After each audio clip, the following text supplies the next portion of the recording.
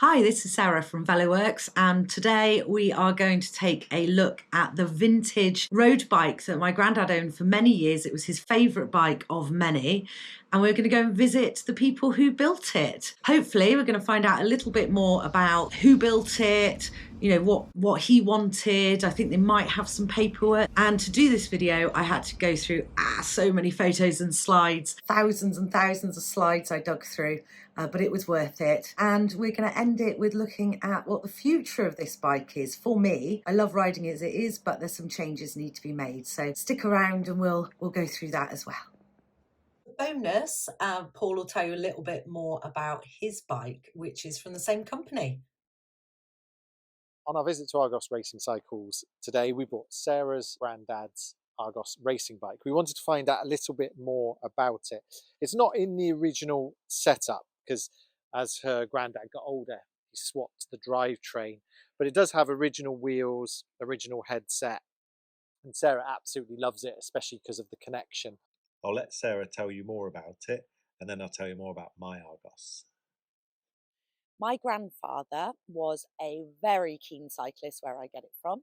At one point, he had 13 bikes for different occasions. He would cycle everywhere, and he went cycling in the foothills of the Himalayas. He's been Italy, Scotland, Spain, France.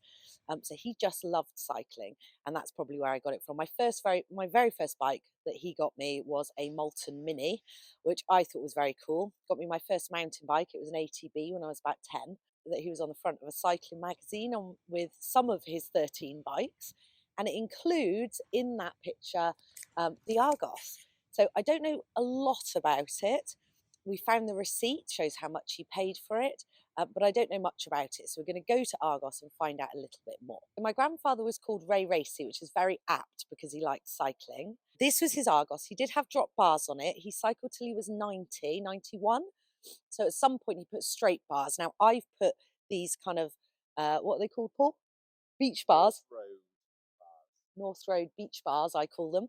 But apart from that, most things are original. Paul will tell you a bit more about that at the end of the video. And I just want to know a little bit more about it because I know that Argos made it for my granddad. So we'll go down there, we'll ask them a little bit more about it and see what they have to say. And we're lucky that we found inside Argos because they've organised their files recently. So they've got all of the older stuff categorised, the original order sheet, which is great. So things like it's Columbus tubing, it's 5-speed, and there's lots of things on here. Brake cable stops, I know what they are. DT lever stops, I guess that's down tube lever stops. Bottle cage bosses. It's even got Sarah's granddad's signature. So even things like this here, 660222, extension 21, was Sarah's granddad's work number when he worked at Bower Ashton University in Bristol. It might have been a college at the time.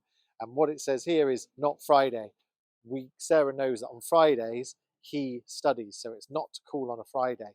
So it's really nice to have a copy of that piece of paper to go with the bike. Really happy that we've got that. Martin showed us the frame building jig, which is the original jig that would have made Sarah's granddad's Argos in 1980.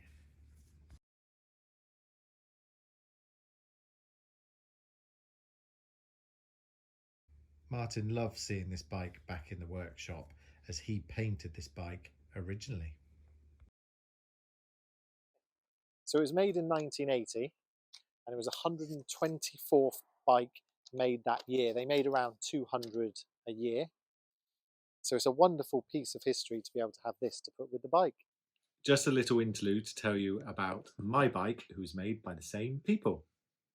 This one I purchased from Argos Racing Cycles quite a few years ago, and I have done a video about it on YouTube. You can click here if you want to watch that video. Arthur Needham started Argos Racing Cycles. Gary is his son, and this is a bike that Gary made for himself. I absolutely love it. I've made quite a lot of adaptations, and the frame hasn't actually needed anything doing to it.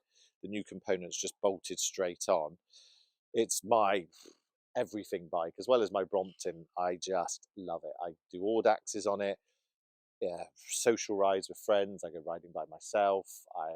Away for weekends. It's just my main bike, and I can't write home enough about it. It never misses a beat. You know, as long as I ride it within its parameters and I'm sensible with it, it just doesn't miss a beat. It goes where I want it to go. It's not twitchy. And I'm really pleased that I can take a product that was probably made in mid-90s, early 90s, and it can still be used today. So a wonderful, wonderful product. And I know that if the worst was to happen, I had an accident or I needed it resprayed, at some point in the future, Argos will do that for me. And I absolutely love it. Now I'll pass you over to Sarah, who will chat to you about her Argos racing bike. Plans for the future for me and my Argos. Okay, so it was my granddad's bike, it's now mine. And plans for the future is we're going to turn it back. I was using it as a kind of relaxed city bike, hence the bars. So I think we might turn it back into a road bike. This won't be anytime soon, but maybe in the next year or two. And a road bike for me. Yeah, we'll see how that goes. I've never really done a lot of road riding, mainly mountain biking and touring. So that will be quite exciting. And at some point in the future, we will ask Argos to respray it. It looks good at the moment, but there are some chips and stuff, and it'd be nice to have it resprayed exactly the same colour and decals. But yeah, just freshen it up a bit at some point in the future. So if I was to turn Sarah's Argos back into a more traditional road bike, it could just have drop handlebars, some new levers and some new shifters. You'd probably want to change the chain set so it's kind of more of a traditional road setup rather than at the moment it's got like a mountain bike chain set.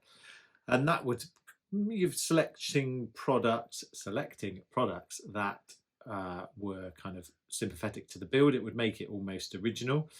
You could modernise it, which if you watch our channel, you know I love doing. That would require a little bit more work, having the back end spaced out. What else would we need to do? Probably with the back end spacing out and the frame tracked, we could probably do a new group set like 105 Ultegra would fit quite nicely on. You'd want to think about kind of handlebars and all that. So that's a bigger project. So it'll be up to Sarah what she wants to do in the future. Thank you so much for watching. Let me know what you think, and we'd love it if you subscribed. Let us know in the comments what you think of the video, and we'll see you for the next one. Thank you.